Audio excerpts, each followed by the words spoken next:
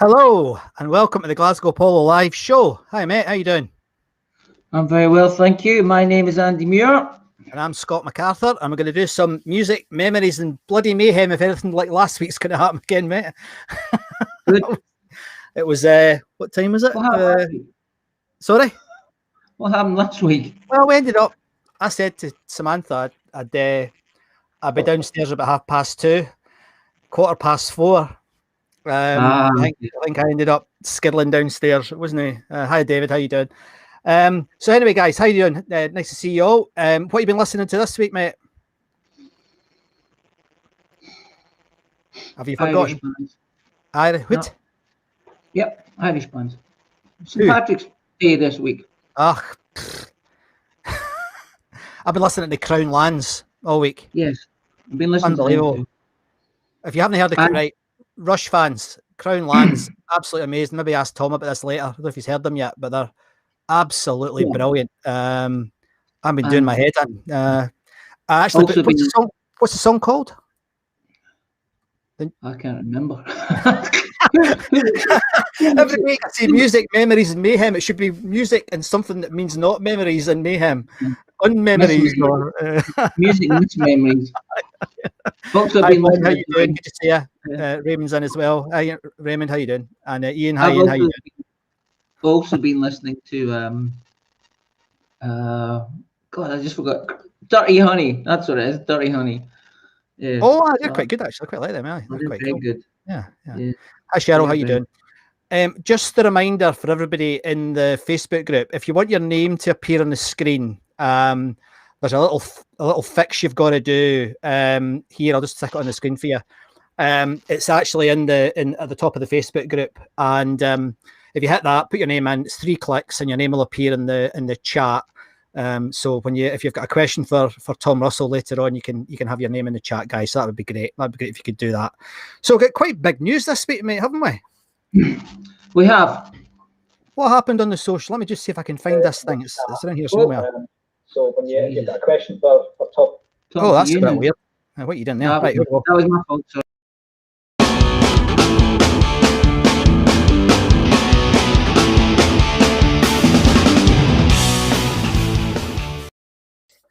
That might be generic, but I quite like it. How's the socials been this week, mate? What's been happening? What about the show is this? Oh, yes. I remember. Professionals, sorry. Right. Explain to everybody where this guy lives in Sydney. He's still in his bed. Come on, wake up. Okay, well, what happened this week was we got to over 9,000 members of our little group here. Unbelievable. Which was it's quite remarkable. Alan McKinley, if you're there, Alan, welcome to the group. You were member 9,000. Yes. Absolutely unbelievable. How many active folk do we have this week? Oh, 6,483 active members. Unbelievable. Yep. And it's good. It's really good. And it was quite it felt very odd. Not odd. It felt good to have all those people come and share their memories, or come and have a look at other people's memories and then share theirs. Yeah. There's still been these new member. We need to have a name for it, don't we? We get these new members come in and they go, "Wow, it was amazing," and they'll go, "I was at this gig." It's brilliant. It's good. I love it. I think it's the best thing. I think it's the best thing. Sometimes I go, "Oh, you were at that gig and that gig? What?" Yeah. And then they'll explain, "Oh, my girlfriend took me." It's always like, so it's either my girlfriend at the time or my wife now. Yes. It's like there was it was like the gig was the deal breaker. There was one of the guys, Graham Anderson, said it was like life in 30 meters. You could go to a gig, have fish and chips, and then get married next door. I thought that was quite good. Where would you get married? I've no idea. That's what he said. But umpteen folk then said, but Mr. Chips, the fish and chips were pish. So I don't remember ever having them out of there. I don't think I ever had them out of there. I could imagine. I think every time I walked past it was too busy. Aye. There's no point in waiting there to get a fistful of vinegar. Yeah. They must have made a fortune. Fortune. Yeah. Did you hear that about someone? I think someone before said there was a little back way from the Apollo into Mr. Chips. Aye, I heard that. There's been various. I mean, this is like the Loch Ness monster. This. I mean, it's like there's like all these tunnels under the Apollo going to all these different places. There's probably a direct beer pipe from the Burns House into the Apollo, so the bouncers could get a drink. That'll be the next. We should just start rumours. That's what we should do. Yeah. Just so. Anyway, let's have a quick look at the chat, mate, before we get Tom on. Okay. What's happening here? A wee milestone. Yeah, thank you. I mean, James, it's magic. We do you know, 17 years, believe it or not now, nearly 18 years since we started the website, which is quite ridiculous. And I know, Tom, you're watching here. You can imagine, I could never imagine that was 18 years ago that we started that. But the thing that's been extra good about it is that because of this carry on with the virus, the activity on the site has just been enormous, and it's terrific. We just love it, and we're getting quite a few folk now on YouTube. We've got a population on Twitch now, Andy. I haven't told you this. There's half a dozen regulars on Twitch, which is a kids channel, so it's mainly for gamers. So, I think that might be young James here that's been encouraging them right enough. But so it's so got Barry. Hiya, how you doing? From the east, the far east of Edinburgh, mate. Thanks for coming on. And is that Mr. Chips before the TV show? Oh, you, Tom, you're gonna love this guy. He asks 100 questions every night. I remember. Do you remember Chips? Yes. Remember it? I remember it. Yes. Yeah. I have some news also regarding that book. We want you in. Oh, right. Okay. Well, we'll talk about that on the Zoom call later, I think. We've probably not got time to. And there's a Facebook user. There's the, where is it? There you go. There we go. The Chips were pish. Yeah, I've heard that for quite a lot of folk. Anyway, I think we should move on, mate. So tonight we've got a special guest, and we're absolutely delighted that we've got Tom Russell on the show. Now, unless you've been living under a rock for the last 30 or God, how long? Maybe 30, 40 years, I think. Could be 40 years. Well, I'm going to ask him a question about that. Oh, yeah, all right. Okay, I'll not say anything else then. But unless you've been living under a rock, you will know who Tom Russell is. But if you don't know who Tom Russell is, Tom was a DJ with Radio Clyde, and to be quite honest, he just formed such a part of our young lives. He was like, we all called him Uncle Tom, so I know he doesn't mind that. I was calling him Godfather rather than what was I calling him? Grandfather of rock. And I thought, oh shit. Anyway, without anything further, Tom, I'm going to switch your camera on. I know. Hiya, Tom. I like that grandfather of rocket. The ring to it. I like that. Oh God. I was so embarrassed because it was, when you get that auto correct, right? I was like, and I'd cut and paste it all over all these different streams. Yes. So, yeah, I know. Anyway, welcome to the show, Tom. Thank you very much for coming on. Thank you, welcome. Scott, and thank you very much for asking me. It's a pleasure. Could you just stand up, Tom, a little, maybe move up a wee bit, Tom, and see your T-shirt? Oh yes. We're all doing that tonight, aren't we? Look, there you go. Well, excellent. I felt I had to join in, Oh yeah. I've had this one on for years, but I managed to find it in the bottom of the drawer. So, that was a good night that night. That was a good night. At the Armadillo, it was amazing. I remember when Tommy McGrory, who put it on, the chap from Paisley, who ran Loud and Proud, he phoned me up, and I hadn't met him before. He just phoned me up out of the blue and says, hello, my name's Tommy. Can I come in and have a chat with you? At that time, I was no longer in Clyde. I was on Rock Radio. And I said, no problem. So Tommy came in to the radio station after I'd finished my show and sat down for a coffee, and he says, I'm a big fan of the Apollo, and I'm thinking about putting on a show. I've taken a lot of people off the streets in Paisley, and I've taught some of them guitar and some of them how to dance, some to sing, some to play drums, and we've picked out a few of them that are quite good in their instruments, and we're going to put on a show. And I wonder if you could give it a wee plug on Rock Radio. I said, aye, of course, no problem. I'm delighted. Where are you going to put it on? And I'm thinking it's going to be in a pub in Paisley or something. And he says, oh, we're going to put it on. We've hired the Armadillo in Glasgow. And we've booked it for a week. Bloody Armadillo holds 3,000 people.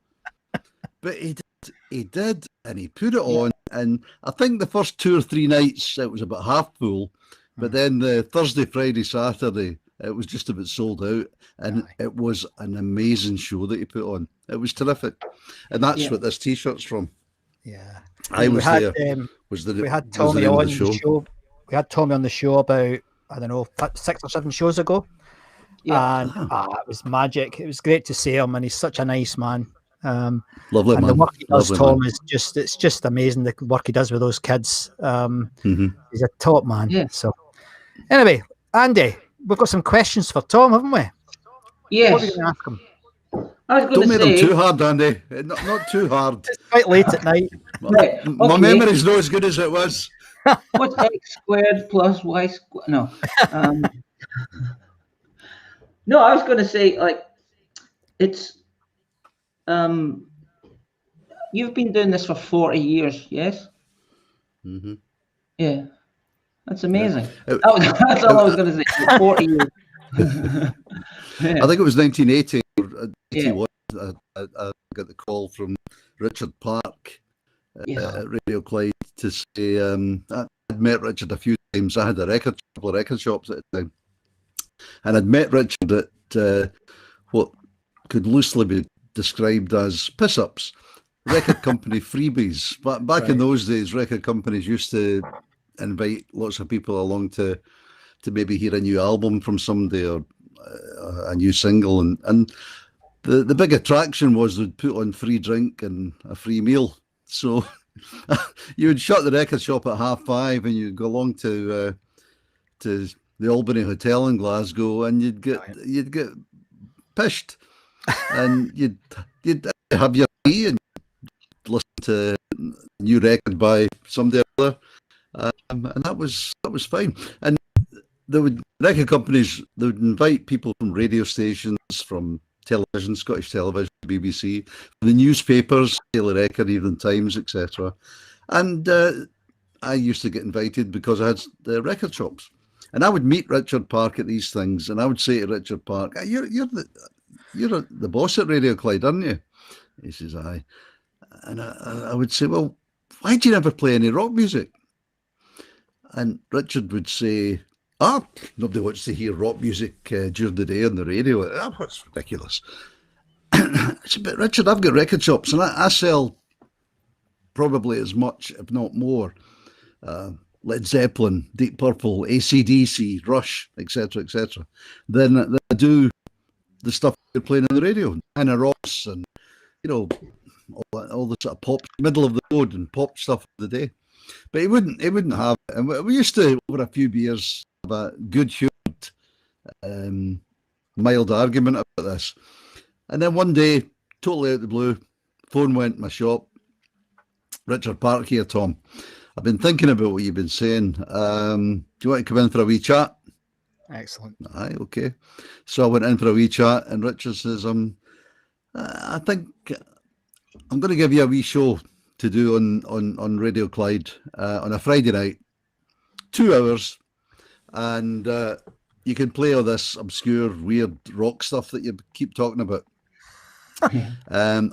I'll let you do it for 6 weeks, and I'll pay you." And I think it was £10 a show. Wow. I got for doing it. I was delighted, and I went in for 6 weeks, and on the 6th week, nobody said anything like, "See you next week," or, "Thank you very much, good night." There was nothing said. So I thought, well, what am I going to do here? Will I phone him up and ask him if I can keep doing it? And I thought, no, I'll just go back in. So I just went in week 7. There was nobody else there, so I did my show. Week 8, week 9, week 10. And after 22 years, I was still bloody doing it. I hope you weren't getting paid £10 a show, though. No. I think it went up to 15 towards the end. Oh. 50% rise, Tom. Can't complain about that. 50%. Can we ask you? We've got this thing that we do every week, Tom, and some of the guys who tune in, we have an after show Zoom party where we all have a drink and a chat, and there's a lot of the guys saying this is really important because some of us are not getting any younger. And what we've started to do is we've started to get folk to record, video of their big memory at the Glasgow Apollo. Would you mind doing that for us if we just play a wee stinger before it, because I'll give you a minute to think about it as well. But what's your biggest memory of being at the Apollo? And we can just have a chat about it, and I'll play this little stinger, mate, and then we'll have a chat about it.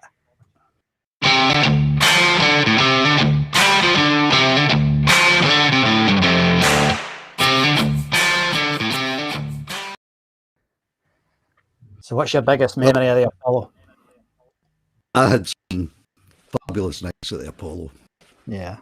Fantastic nights. And when you threw this one at me, your biggest memory, it's like saying what's your favourite band or what's your favourite album. It's so difficult to just pick one. So I'm going to cheat and try and slip two in. Can I get away with that? Absolutely. Just because it's you. All right. The first one, I have no idea what year it would be. Absolutely no idea. But Elton John was at his peak. It was around about the time of Yellow Brick Road and the Captain Fantastic album. And Elton John announced a tour, UK tour, and he was playing the Apollo.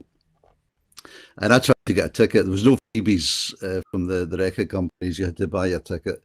And I tried to get a ticket or a pair of tickets, and it was sold out.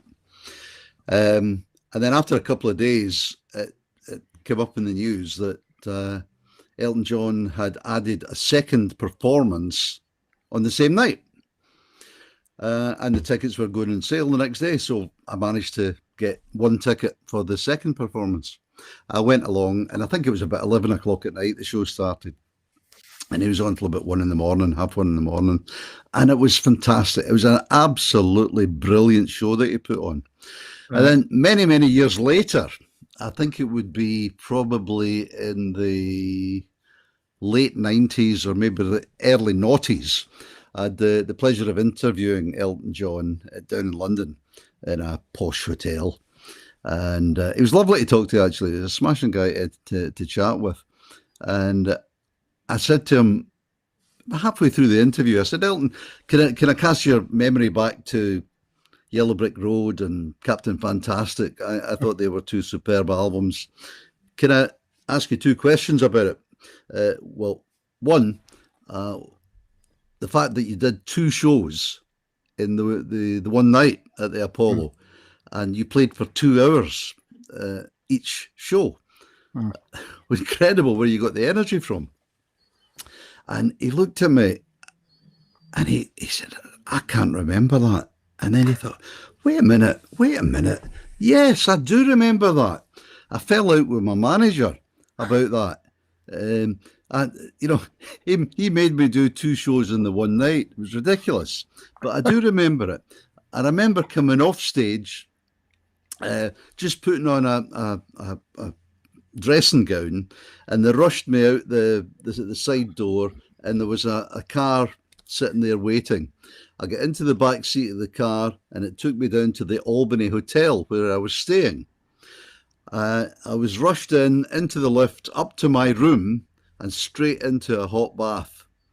I lay in that hot bath for 15 minutes, got out, had a wee bite to eat, lay in the bed for 15 or 20 minutes, trying to relax. He never mentioned anything about drink or drugs, but I would suspect at that time that they were partook of. And he says, then I got changed, a new outfit on, back downstairs, back into the car, back up to the Apollo, up the side lane, in the stage door, and 20 minutes later I was back on stage again and did the show, the same 2-hour show all over again. And that was a memory. And another, the other slightly interesting bit, perhaps for your listeners, was when I said to him, can you tell me a little bit more about the actual writing and of Yellow Brick Road and Captain Fantastic. There's some amazing tunes on it.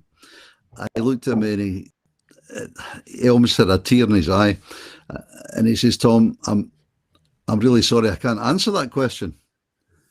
And I says, "What do you mean you can't answer it? It's some of your best ever work, wonderful songs that you've got in these two albums." And he says, "I remember absolutely nothing about that whole period in my life. It was drink, it was drugs, it was just any pills, anything that was going. It's a miracle I lived through it. But one of my big regrets is that I remember absolutely nothing about that period." And that was sad. Oh, My second story, as I said, the two came in my head at the one time, and I thought I could maybe get away with telling both of them. Definitely. Again, I can't remember the year. It was certainly mid-80s. And ZZ Top were playing at the Apollo. It was round about the time when the Eliminator album had come out, and that was full of all the hits, Give Me All Your Lovin' and Sharp Dressed Man. That reminds me, Creamlands, Lead Foot and Spit It Out. That's the two songs I've been playing on the radio on my new show. Yeah. So ZZ Top playing the Apollo, and I was lucky enough to get a freebie from the record company, and I had my ticket. And then a couple of weeks before the show, I get a call from another record company to say, "Oh, we've got an artist bringing an album out, and he wants to come up to Glasgow, Tom, to do an interview with you for Radio Clyde. Are you up for it?" And I said, "Of course, yeah, no problem." So it was going to be a pre-recorded interview on the Tuesday afternoon. Yeah. So he came into Radio Clyde and we recorded this interview, and it was it was a pleasure to do this interview, because the guy in question, he'd been a big star for many years, but his management were very, very protective, and he didn't really do interviews. But his band had now split up. Well, the drummer had died, so they called it a day. And he was now solo. You probably know who I'm talking about now. Yeah. He'd gone solo, and here he wanted to go up to Glasgow to do an interview. So we recorded the interview in the afternoon. We'll get finished maybe 4:30, 5 o'clock. He was a nice guy. We're getting on fine. He says, "What are you doing tonight?" And I said, "Oh, I'm actually going to a gig. I'm going to the Apollo to see a band." And he said, "Oh, I was going to ask you if you fancied joining me for dinner and maybe a couple of pints." And I said, "Oh, I'd love to, but ZZ Top, I really want to see them at the Apollo." So he says, "Well, could I maybe come?" Yeah, God. And I says, "Well, I'll see if I can get you a ticket." So I phones up the record company, and I said, "You were good enough to give me a freebie for tonight, a pass. Any chance of a second ticket?" "Oh, Tom, I'm sorry. Absolutely no possibility. We could have sold the 3,500 tickets 10 times over. And I'm getting phone calls every 5 minutes from journalists and BBC people and radio people, journalists all wanting a ticket for this gig. You've got your one ticket, Tom. I'm sorry, that's all we can do." So I said, "Oh, well, okay, I understand, no problem." And I was just about to put the phone up, hang the phone up, and the guy says, "By the way, Tom, who was it for? Was it for your wife or who was it for?" I says, "No, it was actually for Robert Plant, who I've got sitting beside me here." So the guy at Warner Brothers said, Graham, I think his name was, he says, "Robert Plant, the Robert Plant from Led Zeppelin." I says, "Hi." "Oh, hang on a second, Tom, and I'll see what I can do. I'll phone you back in 5 minutes." Right enough, 5 minutes later, "We've got another pass for you, Tom." So Robert was delighted. He was over the moon. Yeah. So again, he was staying at the Albany.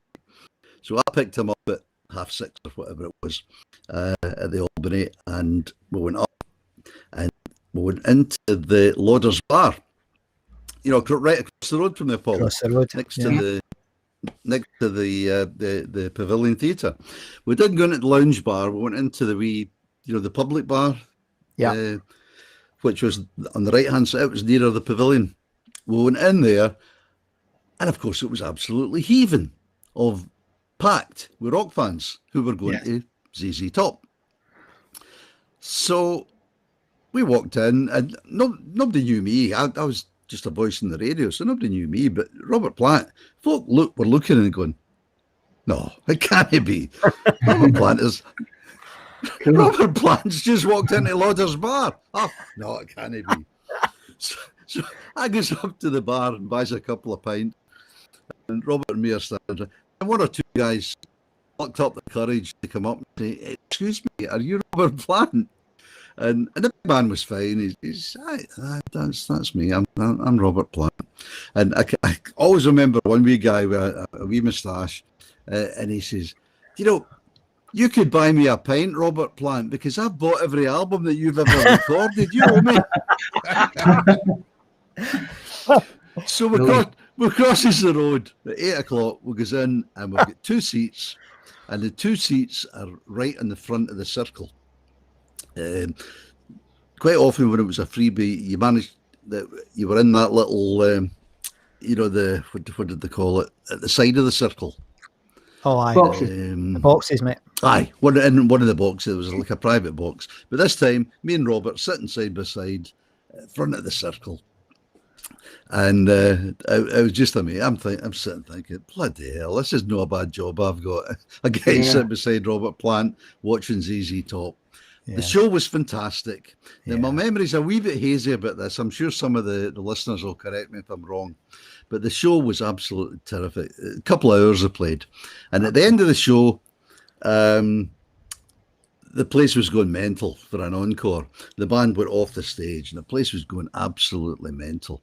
And you remember, obviously, that the stage at the Apollo was very high. But then the lighting rig was miles away. It was a really high stage. And as 3,500 people shouting for this encore, a wee guy up in the lighting rig lost his grip, or lost his footing, and he slipped and fell. And 3,500 people went from cheering for an encore to, bloody hell, if that guy falls, he's going to get killed. And he's swinging for this lighting rig for about 20, 30 seconds, and finally lets go, and bang, falls down, splatter onto the stage of the Apollo. And everybody just, bloody, he must be dead, because that the height that he fell there. And then from the side of the stage, out comes 2 wee guys in white doctor's coats carrying a stretcher, and they put the stretcher down and they lift the dummy onto the stretcher and take the dummy and the stretcher back off stage. It was actually Billy Gibbons and Dusty Hill from dressed as doctors. So they take the stretcher off and come back on and play the encore. That is a huge memory of mine from the ZZ Top gig. Yeah. That was a moment that I was there as well, Tom. Never forget it. The whole gig was just unbelievable. Oh, you were there as well, yeah. Yeah. Was that the gig where the crowd spotted Robert Plant and started shouting his name? I thought yes. I think it was. Yes. Have I got it right? The two Dusty and Billy came on with the stretcher, didn't they? I can't remember that, but I remember the guy falling off. I remember the guy falling as well. But hey, the hive mind will tell us, Tom. These guys, this audience is amazing. They know everything about the Apollo. They'll probably tell us the names of the company that supplied the jackets that they were wearing. It's that level of detail. What colour underpants did Robert Plant have on though? I don't think he wore any. We've had moments. We've had moments on here when they've been arguing about electricians, mate. I mean, it is unbelievable. The guys love the place and they remember everything about it. It's quite remarkable. So I've got a couple of questions here that the guys have sent in. Do you mind if I ask you a couple of questions, just off the stuff that folk have sent in? There's one guy who was quite funny. When we put it up, Tom, one guy, Robert Johnson, said, we just said, has anyone got any questions for Tom? And Robert Johnson said, I know the answer to all my questions. Full stop. Don't know what mood he was in. Right, Tommy's in. I can see Tommy's here. That's Tommy's nickname is Bon Scott, Tom. So you'll see him coming up in the chat. There's a few questions from Tommy here. He said, who were your musical heroes, and who were your favourites? The bands that got you into rock music, I guess. I find that so hard to. That's one that I get asked an awful lot, and it's just so hard. It really is hard to answer that. The first record I bought, and this will really show my age, certainly wasn't rock, but it was in the early 60s, and it was a single by the Shadows. Oh my goodness. But it was the guitar playing. I think that was the attraction. I don't know what age I would be, 12, 13, something like that. And it was the guitar sound, and that was the first thing that got me into what went on to become rock. Yes. I then started hearing stuff like on the radio. You'd hear the Kinks, some of the early Kinks stuff was very much rock. I had a guy that was working beside. He was a big blues fan, and he was really into like obscure blues stuff, like Sonny Terry and Brownie McGee and stuff like that. And he used to give me a loan of his LPs to take home for a couple of nights. So that got me into blues. And then after the Kinks, there was Hendrix, the Beatles and the Stones, of course. And then gradually, when Zeppelin, there was the Yardbirds. I really loved the Yardbirds. And then Zeppelin came through, and then it was just boom. From then on, it was just never ending. It was fantastic.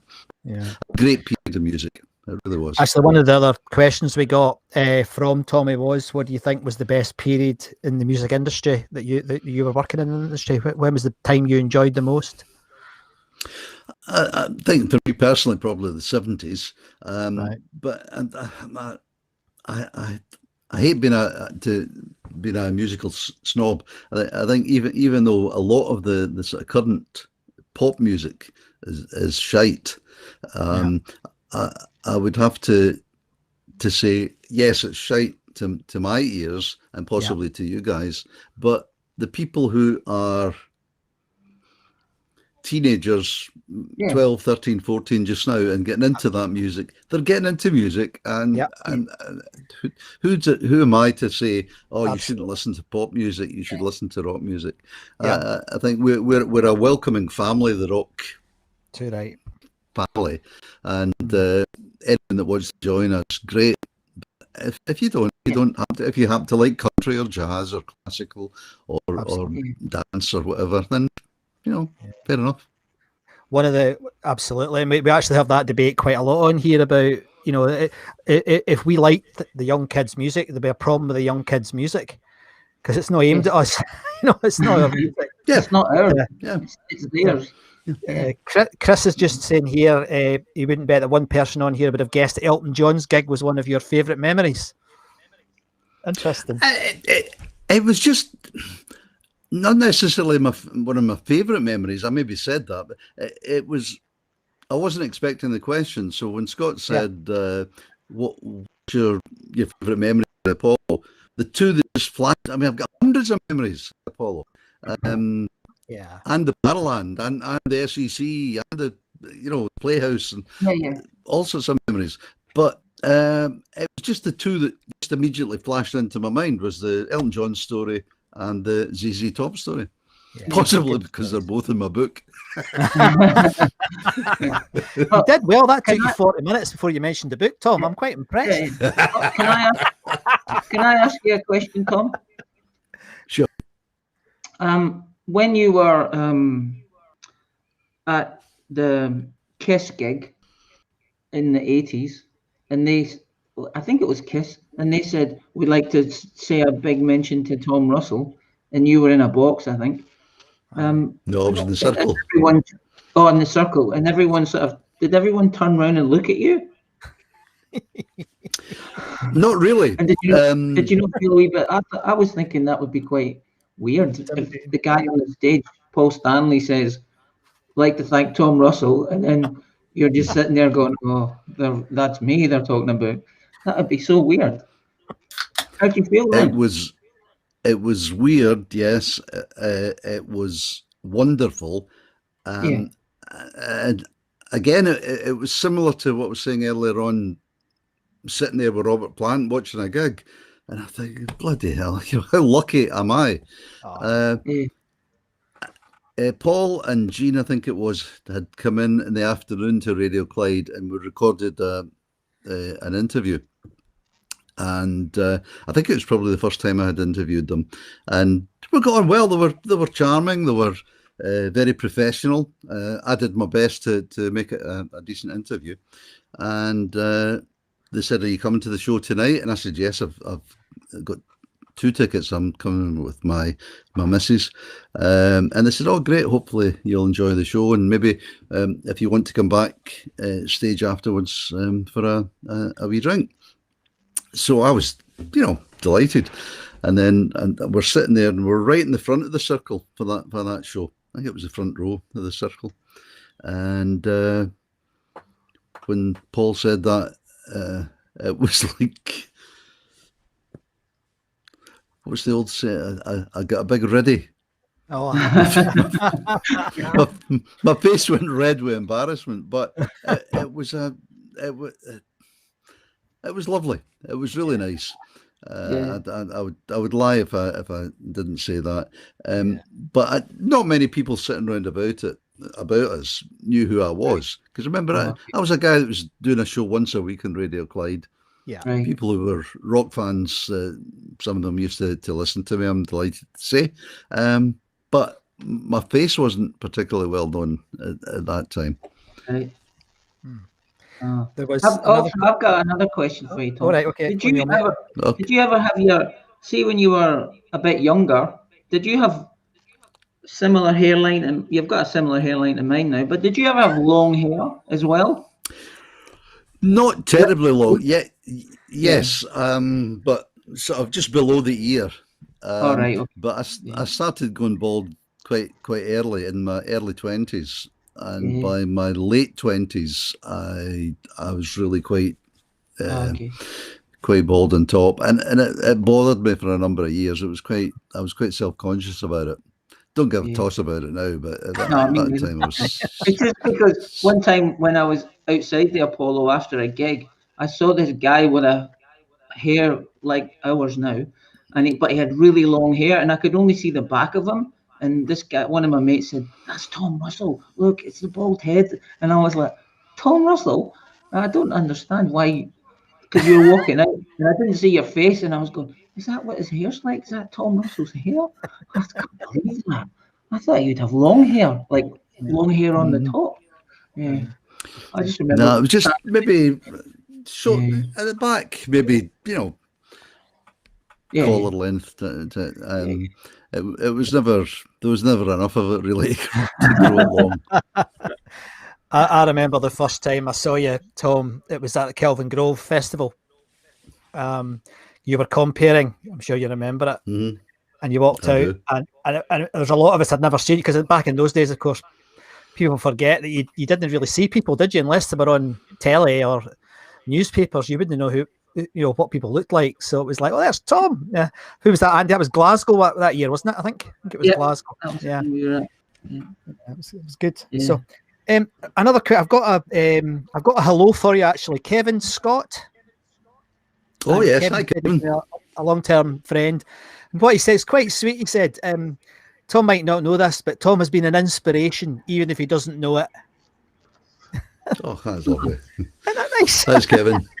That's lovely. The way I view it, Scott, is see, back in the 60s, you used to, and probably in the 70s as well, you used to get a little box of singles. So you'd buy your singles, because you couldn't afford an album. You'd have a few singles. And when you're 14, 15, something like that, you would go along to a mate's house and you would take your little box of singles, and he would have a wee record player, and you'd want to impress him with the singles that you had, and he wanted to impress you with the singles that he had. But basically, you were just, you were,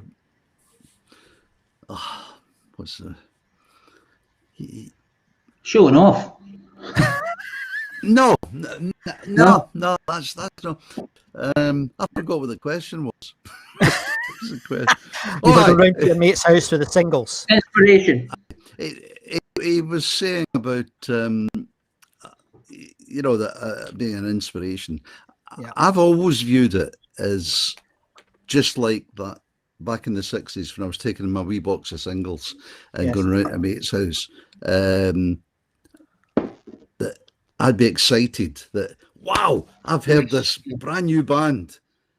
Yep. And like you were saying earlier about Crownlands, Scott, you're excited. You found a new band and you want to share it with people. Yeah. Mm-hmm. So I was very lucky and very fortunate in the 80s and 90s, and indeed even now on the Max, the new radio station I'm on. I just feel I'm very fortunate that I can, rather than my wee box of singles and sharing with 2 or 3 people in a bedroom, I've got the opportunity to share these, and I'll say, right, there's a song from the first Led Zeppelin album. Maybe you've not heard it before if you're younger, or maybe you haven't heard it for years. And then I would say, here's another song I'm going to play for you. This is a brand new band that I've just come across their very first single, and give it a wee listen, see what you think. Yeah. I mean, we frequently talk about how you introduced us to Bon Jovi and various other bands, we'd never heard of, and certainly didn't know what they looked like. When I first heard about Aerosmith from you, actually, and Cry of Love. There's a band Andy and I love. You remember Cry of Love back in the day? Oh yeah, I do. Oh, what was that song called? Peace What was Pipe? the single? Peace Pipe. That's it. Yeah, absolutely. I was just singing it yesterday. Excellent, absolutely fantastic. Yeah.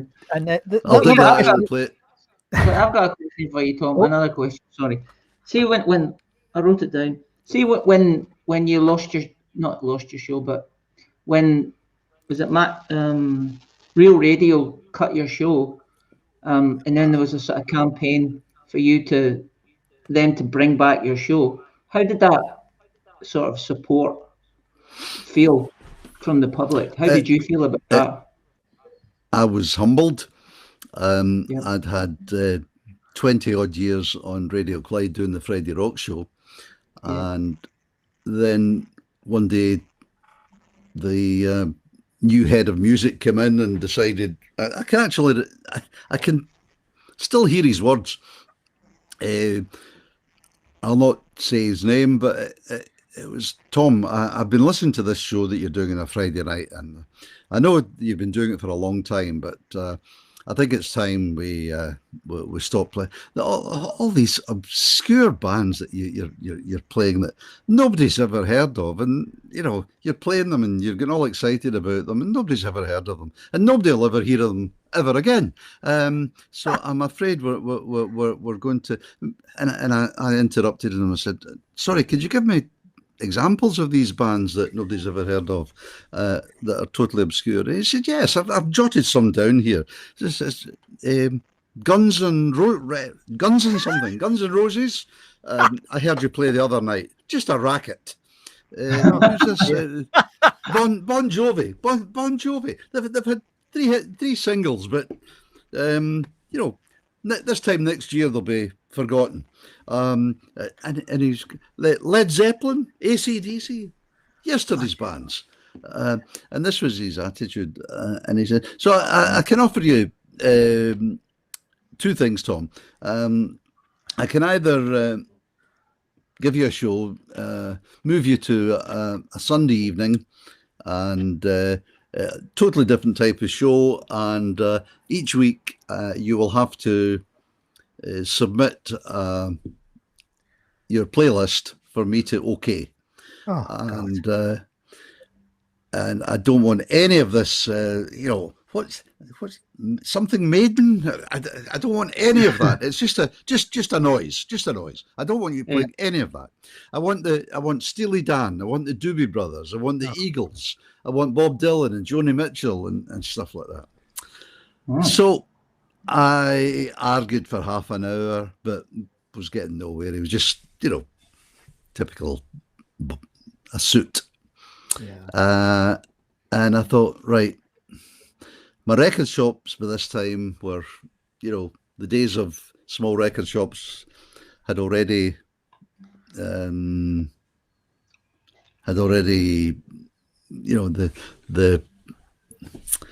downward trend had already started. So I was not doing particularly well financially.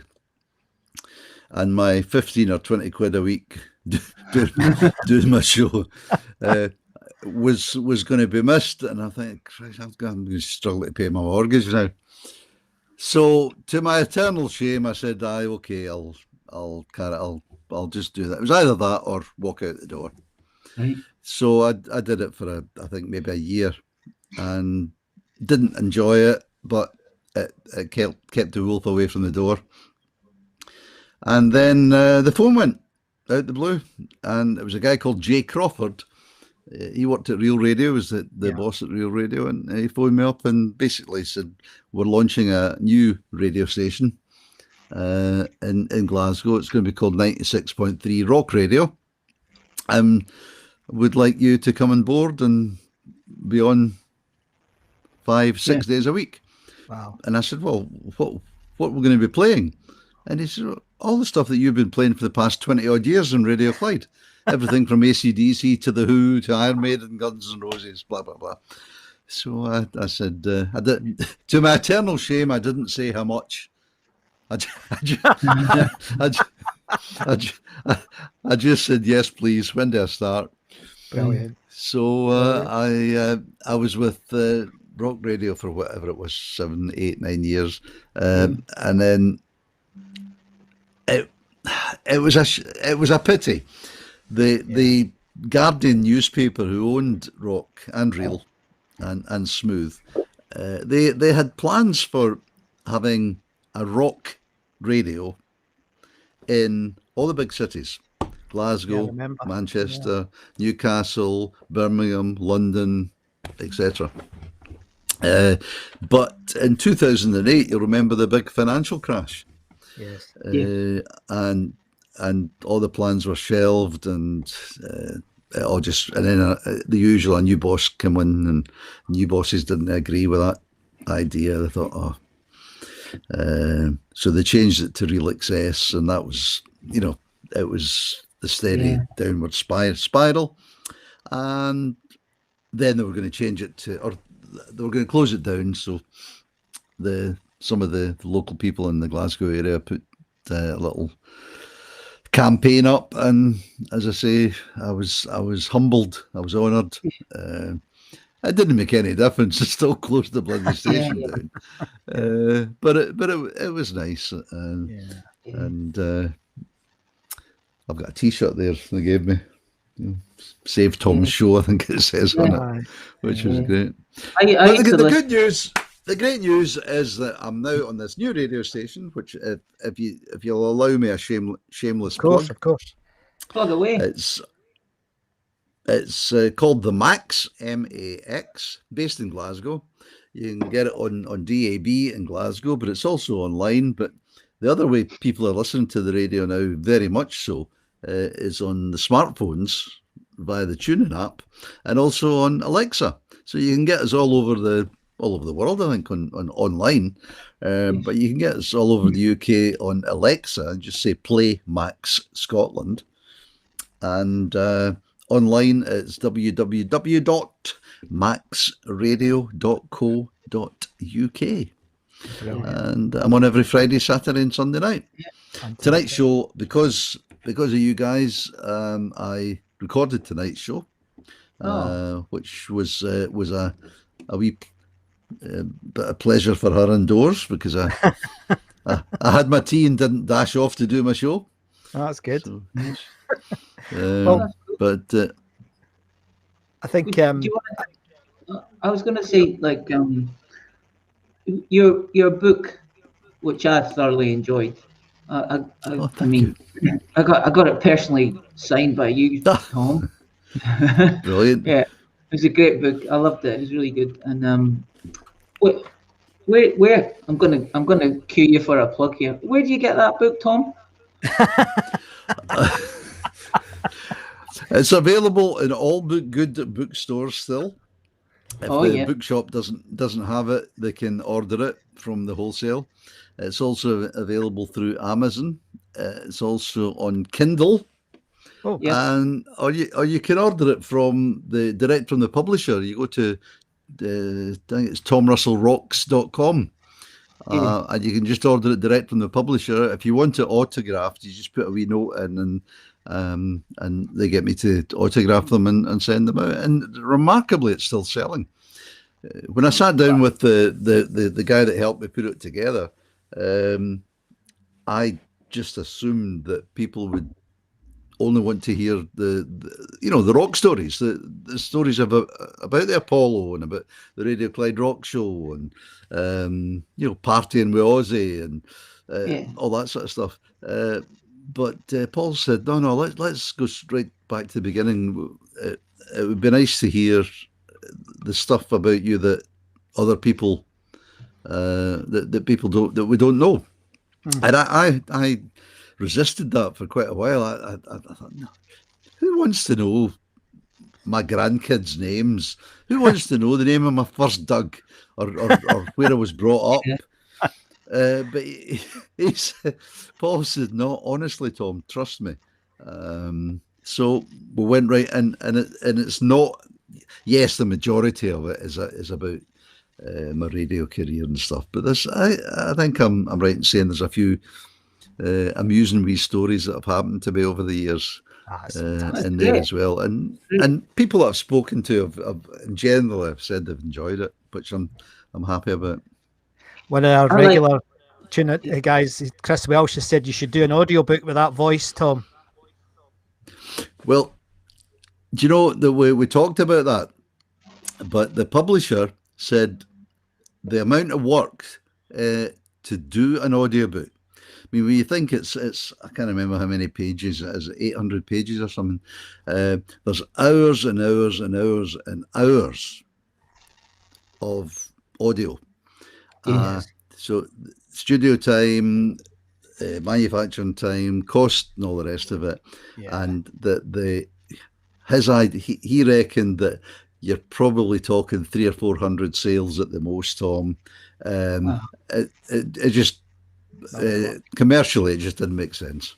Yeah, but that was back then, Tom. Now, audible, And now that we've had a plug on apollomemories.com. Oh, well. Well, watch the sales skyrocket. Well, I know the guys on here absolutely love it, and I guess you would do quite well out of that if you did it. We'd love it. I think I'd love a copy of that if you ever did it, Tom. I'd love it. Yeah. So, we've come to the end. We've got one more thing that we do every week, Tom, that we'll do, and that is we're going to play some music from the Apollo, and you're welcome to stay with us if you want to stay. But of course, you're good ladies enjoying your company, so we would understand if you wanted to disappear. But before I play it, Tom, it's been an absolute pleasure for me and Andy and for everybody. I mean, you can see the comments are flooding in. The guys are loving it. So thanks, mate. It's absolutely fantastic you came on the show. We really appreciate it. And I reckon I've thoroughly enjoyed it. Thank you. Thoroughly enjoyed it, Scott. And I must apologise for going off on tangents and talking about. I've just realised that I've been on for half an hour, whatever it is. Yeah. And I've been off rambling on, talking about this, that, and the other. I haven't talked too much about the Apollo, which is what I'm on for. Well, since you've let us down like that, Tom, you need to come back on again sometime and just talk about the Apollo. Never miss a trick. I set myself up. I set myself up for that one, Scott, didn't I? You did, mate. You did. You well did. You very did. Very much did. So, folks, I'm sure you enjoyed that, and please stick your comments in the Facebook group, and I'm sure. Well, I know Tom looks at it, so you can get some more feedback. But I don't know what they're going to say, Tom. Absolutely fantastic. So, what we do at this point now is we normally play a piece of music, and we regularly give this guy a plug because he's an absolute superstar. Jack McCafferty and his mates have been running Rescued Recordings now for quite a long time. I think I saw, was it 8 years, Andy? Did you see that in the... I think it was 8 years. Jack, if you're there, mate, let us know. But Jack's recordings are a fantastic source for everybody that went to the Apollo. And we're not going to do who played this week because we had the wonderful Tom on. But what we are going to do is we're going to play one of the bands that played this week. And one of the bands that, well, I think it goes without saying, they're one of the greatest rock and roll bands of all time. And this is Thin Lizzy from the Glasgow Apollo. Oh, Scott, can I just interrupt just for a second, just in case I forget? By an amazing coincidence, someone got in touch with me just the other day through, I think, Facebook or Twitter or something, to say that his father had passed away and had left him a cassette of some demos of a particular band. Right. And he was just going to throw it out, and then he thought maybe I could get it digitized and do something with it. Mm-hmm. And I should have just said, no, I'm sorry, I've got enough on my plate. But I said, aye, fine. Gave him my address, and he posted it to me, and it arrived. And it's a cassette of Chow Parrot. Oh, right. God. So please, if Jack is listening, if he wants this Chow Parrot cassette to digitize and make available to people, then just get in touch and I'll pass it on to him. Oh, fantastic. They have come up a few times on the show, Tom, believe it or not. They've come up quite often on the show because they were a support act at the Apollo, as you probably remember. So they do get mentioned. So that's great. And they played Kelvin Grove as well. Aye, that's where I remember. They get booed off at Kelvin Grove. I remember that. But, some bands that get booed off are actually quite good. There's a lot of them have good bands. So yeah. Anyway, so thanks, mate. Can I tell you another quick one? Talk all day if you want, mate. I'm not going to chuck you off. Keep going. It just came into my head there. Early 80s, I think it would be. In my record shop one day, and sales rep, Matt, his name was, came in 3 o'clock and sold me his new releases. And after a while, he says, "What are you doing tonight, Tom?" And I said, "Nothing. I'm just going up the road." And he said, "Oh, I've got 2 tickets for a gig at the Apollo. I don't know do you want to come?" And I said, "Sure. Who's on?" He says, "Well, it's Lindisfarne, and the support act." I'll tell you who the support act was in a second. And I said, "Oh, Lindisfarne. When I lived in Newcastle, I went to see them 2 or 3 times. I'd love to see them again play at the Apollo." So Matt and I, the shop shut at 5:30, and then we went. And Matt says, "We're meeting up with a guy that's the support act in Burnsouth for just a quick pint before the gig." So we went to Burnsouth, went into the bar, met this guy who was doing a solo turn as support to Lindisfarne. And it was just one of these magical hours. You know how it sometimes happens. Yeah. You go, you're not expecting it, and you have a pint, and you have another pint, and you have a wee half, and another pint, and another wee half. And before the 3 of us were bluttered. 7:10, the big guy looks at his watch and says, "Bloody hell, I'm supposed to be on stage in 10 minutes supporting Lindisfarne." So the 3 of us ran up Renfield Street, and he went down and went in the stage door, and Matt and I went in with our tickets and went in, and there was maybe 100 people there to watch the support act. It filled up a bit for Lindisfarne, obviously, but for the support act, there was maybe 100 people. So this guy comes on the stage, and he was wobbling a bit because he certainly knocked them back. Well refreshed. And well refreshed. Yeah. And me and Matt sat there and watched his show, and he was good. He was once he started singing and playing, he was good, and the 100 people got to maybe 150 by the time his set finished, and he was getting warmer and warmer applause at the end of each song because he was good. You could see the guy had talent. And the last song he did, I've no idea what it was, but it was quite an up number. And he got a huge cheer from the 150 people. And he was that pleased, he put his guitar down and jumped off the stage. Oh, my God. Oh, no. You may remember the Apollo stage was rather high. Yes. The poor bugger broke his ankle. Oh, no.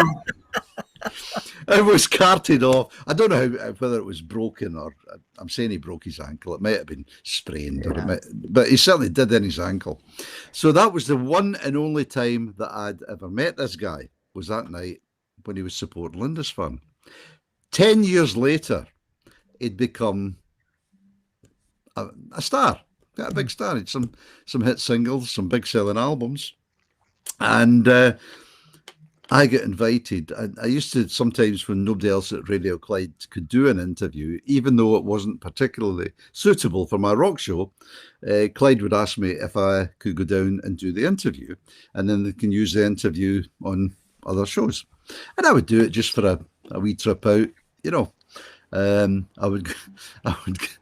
would get flown down to Heathrow, and I'd get picked up by a car and taken to do an interview, then come back again. It was a smashing wee day out. So this day I get flown down, picked up, taken to this posh hotel in Chelsea, and I get taken in to see this guy and do an interview. And I walked in, and I remembered this Lindisfarne story, and I walked in thinking, I wonder if he'll remember me. I walked in with my tape recorder, and the introductions were done. Oh, this is Tom Russell from Radio Clyde in Glasgow. And he looked up and he says, "You're the bastard that got me pissed in Glasgow and I broke my ankle when I jumped off that stage." It was Chris Rea. Oh, was it? It was... So there you are. I managed to get another Apollo story. Good man. I have never heard that. Never heard that. That's not one that's come up. I don't ever remember that coming up at all, mate. Thank you very much. Right. So, brilliant. I must say that I need to apologise to some of the guys that have been watching, because I'm sorry we can't get to all the questions. There's just no way we can do it. You're going to have to come back. It would be rude if you don't come back, Tom. Right. So we're going to finish with one of the bands that Andy and I love and everybody loves, and it's one of their anniversaries tonight, and this is one of Jack's rescued recordings. By the way, Tom, we're not allowed to call them bootlegs. We've got to call them rescued recordings. All right, it's a law on here. It's a law. Or Jack will come and get you. So this is the one and only Thin Lizzy, which both Andy and I were at this gig. So it's one of the greatest gigs we were ever at. I love this. And Tom, if you leave during this, that's fine. If not, we have a little bit at the end as well if another story comes to your head. So it's only 5 minutes long, mate. Is that safe to put it on now? You got another story to tell? I'll tell it after the song. Oh, you're a good man. Thank you.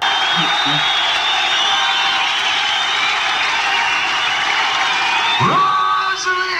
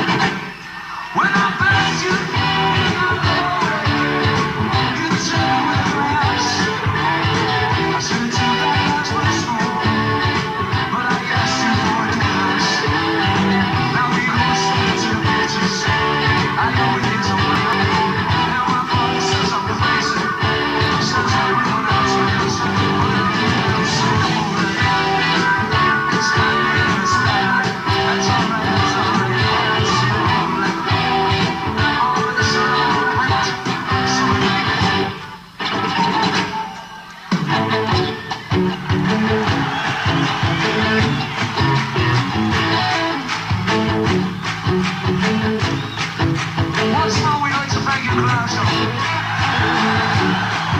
You're okay, Glasgow. You let yourself go.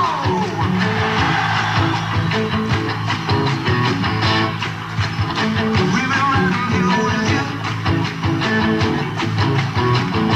We've been riding here with you. Riding the road with you.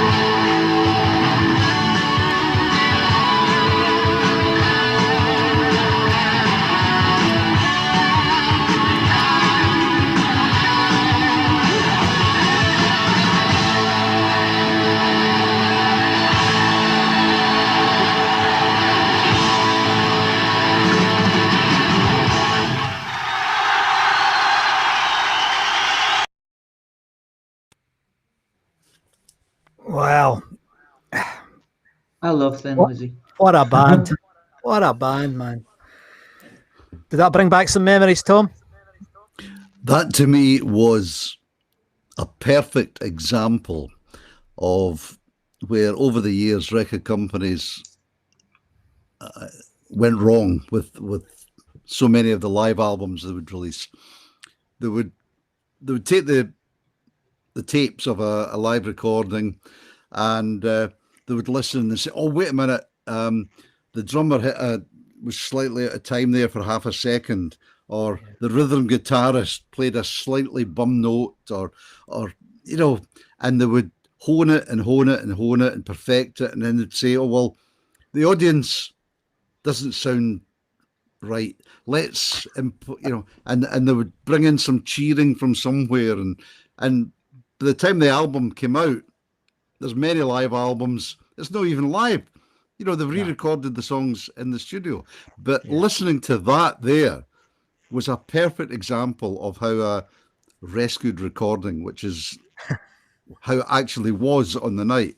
And that was absolutely fantastic. I was sitting here with a tear in my eye listening to that. That was perfect. The Apollo choir in the background there, and that was just terrific. Radio Clyde, back in the 80s, they were making so much money, they bought a mobile recording studio off the Rolling Stones. It was a second hand when Rolling Stones had bought a new one, so they sold their old one to Radio Clyde, and it was, you know, state of the art. And they used it, I think, twice a year. They used it to record the bands at Kelvin Grove, and they used it in December to record the Christmas Carols concert. And Alex Dixon, who was the boss at the time, he was a strange guy, but I got on really well with Alex. And I remember saying to Alex, "Listen, why don't we use this mobile a bit more often, like all year round? We could record some of the bands that are playing at the Apollo and the Barrowland and various other places, and broadcast them on air." And Alex says, "Well, do you think it would work?" We could try. So we asked a couple of the record companies. There was a couple of bands coming up, and we said to the record companies, and of course the record companies were, "Oh, don't think we could do that. It'd be unauthorized. Blah blah blah." So we said, "Right, okay. The deal is, you let us record it.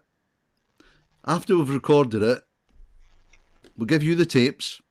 You take the tapes away once they've been mixed and everything. And in the contract, it says it will not be broadcast on air until you have okayed it. If you don't like what we've done with it, fine, we dump the tape." And 99 times out of 100, when we did it, and the record companies listened to it, and the bands listened to it, they were delighted. So we broadcast it. I don't think that was a Radio Clyde one, but I think there was a couple of Thin Lizzy concerts we recorded with that mobile. And it just sounds so real when they don't overdub and they cover up on mistakes and things. Leave the mistakes in. That's what it was like on the night. Absolutely. Yeah. I mean, the analog world has many criticisms, but certainly in terms of music, I don't think the digital stuff touches it. You know, a lot of the remastered albums I don't like because they've got, you know, the There's a famous Stones album where you hear them shouting at each other. There's a Beatles album as well. You can hear the band talking to each other in the background. And they take it all out, and it's like washing out the atmosphere. And it's the same with these live recordings. Wow. Yeah. Absolutely brilliant. Thanks, Tom. You've probably seen some of the comments. This show gets recorded, Tom, so if you ever wanted to watch it back, you'll be able to read them because they go on the screen for everybody. But absolutely fantastic. Thank you ever so much for coming on the show. It's been a real pleasure having you on. Thank you. I've just seen a little message. I've seen a message there coming up from George. Yep. Where are the original tapes? Well, after that, they all went up into the loft at Radio Clyde. Right. A big floored loft. And there was probably hundreds of them by the time they stopped doing it. And they were all up there, and there was a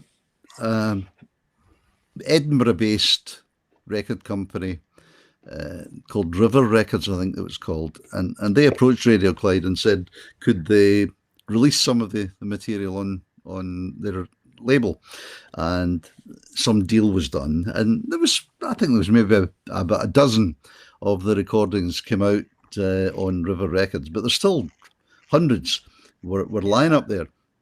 So probably 10, 12, 15 years ago, something like that, Radio Clyde was bought over by a German company called Bauer.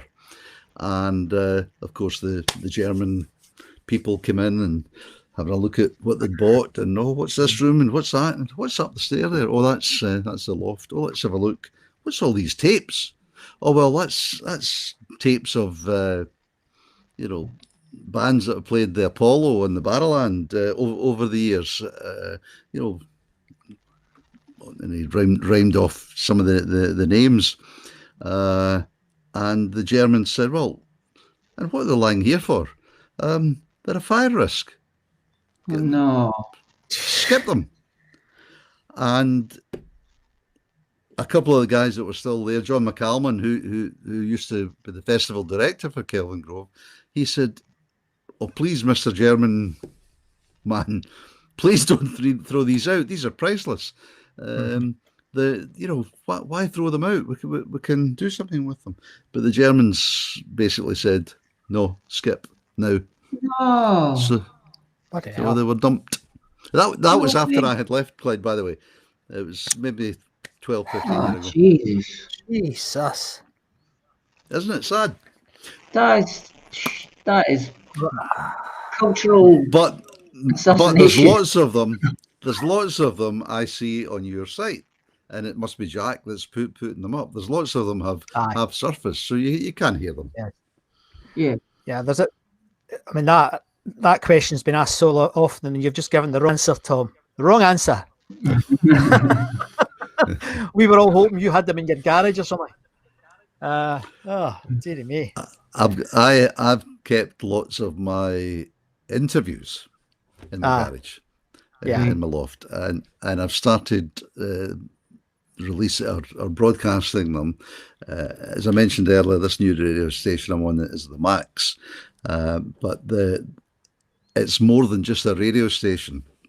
They built a web platform, and there's videos, and there's videos of sessions and videos of interviews and all sorts of things at maxradio.co.uk, or the main platform is myplayer.uk. And some of the stuff on there already is quite fantastic. But I'm starting to now and again bring in, for example, when Eddie Van Halen died, I thought, I've got an interview somewhere with Eddie. So I found it on Reel to Reel, and I took it in, and we managed to get it onto a computer, and we broadcast the Eddie Van Halen interview.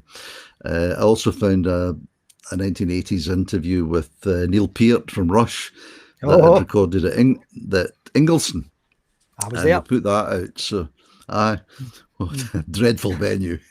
Dreadful venue. A terrible place, wasn't it? The only good thing about it was you could get parked. That's the only time I ever fainted at a gig, Tom. I ended up getting pulled out the front because there was so much movement in the crowd that we all got Right. crushed. And I was in an oxygen tent watching Neil Peart. It was quite bizarre. But Well, okay, right. We need to. right, I'm away to get bring my this tea, to an end. my supper. You're a star. Everyone else, we're going to have our after show Zoom. Tom, if you wanted to join us, you can join us. I can send you the link if you wanted to hear the rabble that come on afterwards. I'm sure it's a bit late, but if you wanted to, you've been more than welcome. But from everybody on here, Tom, I better go down and see what her indoors are wanting. I imagine that's right. Absolutely brilliant. Thank you ever so much, and we do hope we see you again on here. It'd be great. It'd be great to see you on there. And there's a good summary of what one of the Facebook guys said. Who are you going to shoot with that gun? The Germans. Yes, that German that said the things in a skip. Yeah. So thanks very much to me and Andy and from all our viewers. It's very much appreciated, Tom. Cheers. Good night. See you later, mate. Good night. Thank you. Thank you. Well, how do we follow that, folks? I think the answer is we don't. So tonight has been an amazing show, and we're very grateful to Tom. How do you feel about that, mate? That was Tom Russell. That was Tom Russell. Exactly, that was Tom Russell. Brilliant. We used to write to Tom every week. We did it for bloody years, and you know the man nearly every week he read our letters out.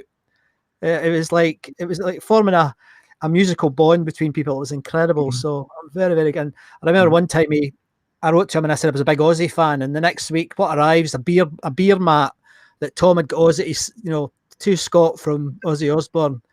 Absolutely. I didn't ask for it. He just sent me it. No, he just sent me it. I've got it framed downstairs, mate. Next time you're here, you can have a look. It's brilliant. So, any last words tonight, mate? Are we going to go and get ready for the Zoom call, I think? No. I'm sort of a bit tired now after listening to Tom. Yeah. I'm not tired. I mean, I'm a bit drained because it's such an honour to see the man. Too right. Absolutely right. He formed like you and me. He formed part of our musical education. No, absolutely. No way would I've been to 2,000 concerts if it hadn't been for Tom Russell. Anyway, that's been a blast. Thanks for tuning in, everybody. Just before we go, thanks for the support on the new shop. Look at these two characters. We've got Jim and we've got Caroline there showing off their new t-shirts. Really appreciate it. That's been amazing as well. How many have we sold? 30 odd. Oh, yep, about 30. Maybe. Brilliant. Thanks, guys. Brilliant. I've got some ideas about customization of these things, possibly. Caroline suggested that, didn't she? Yeah, it's a good idea. Yeah, good idea. But it'll take a wee bit of time to get my brain around it and see if I can do it. So by 2025, we'll have customizable t-shirts. Hey, come on now. Anyway, good night. We'll see you. Good night, and we'll see you on the after show Zoom. How are we going to follow that show up, mate? How on earth are we going to follow that one up? Oh God. Well.